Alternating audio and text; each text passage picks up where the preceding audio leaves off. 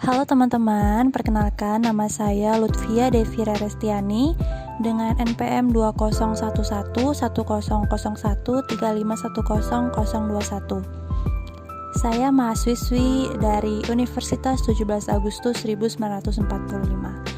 Nah, teman-teman, kali ini saya akan membahas sedikit tentang teknik penulisan karya ilmiah. Langsung saja, berikut ini merupakan pengertian dari karya ilmiah. Karya ilmiah merupakan karya tulis disusun berdasarkan karangan, pernyataan, atau gagasan orang lain yang menyajikan data dan fakta hasil penelitian atau pengkajian. Ditulis menurut metode dan sistematika yang baik dan dapat dipertanggungjawabkan. Selanjutnya ada artikel ilmiah.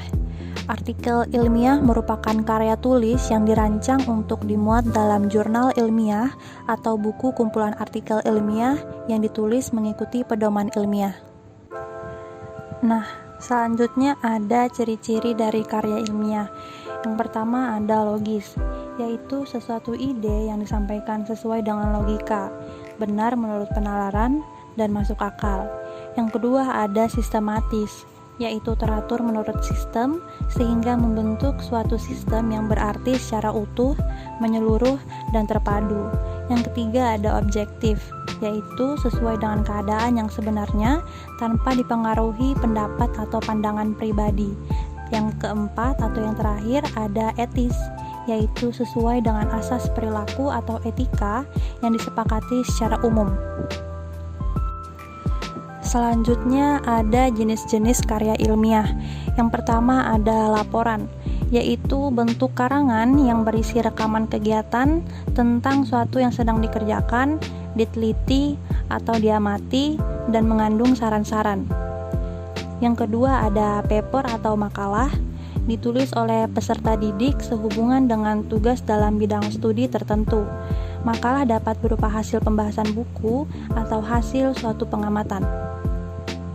Yang ketiga ada kertas kerja, karya tulis ilmiah yang bersifat lebih mendalam daripada makalah dengan menyajikan usulan atau pendapat yang berkaitan dengan pembahasan suatu pokok persoalan berdasarkan data di lapangan atau kepustakaan yang bersifat empiris dan objektif untuk dibacakan dalam rapat kerja, seminar, simposium, dan sebagainya.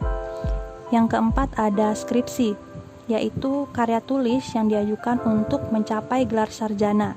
Skripsi ditulis berdasarkan studi pustaka atau penelitian bacaan, penyelidikan, observasi, atau penelitian lapangan sebagai persyaratan akademis yang harus ditempuh, dipertahankan dan dipertanggungjawabkan oleh penyusun dalam sidang ujian.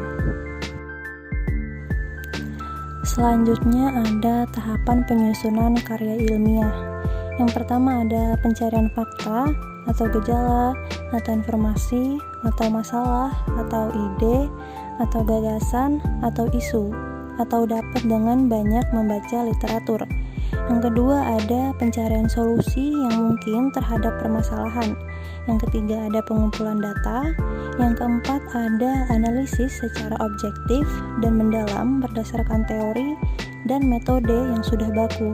Yang kelima ada pemeriksaan dan penyuntingan konsep atau metode ilmiah, mudah difahami, runtun susunan bahasanya, dan didukung referensi yang luas dan akurat. Yang terakhir atau yang keenam ada penyajian tulisan atau laporan. Nah, tadi itu adalah sedikit pembahasan tentang teknik penulisan karya ilmiah dari saya. Kurang lebihnya mohon maaf. Sekian dan terima kasih.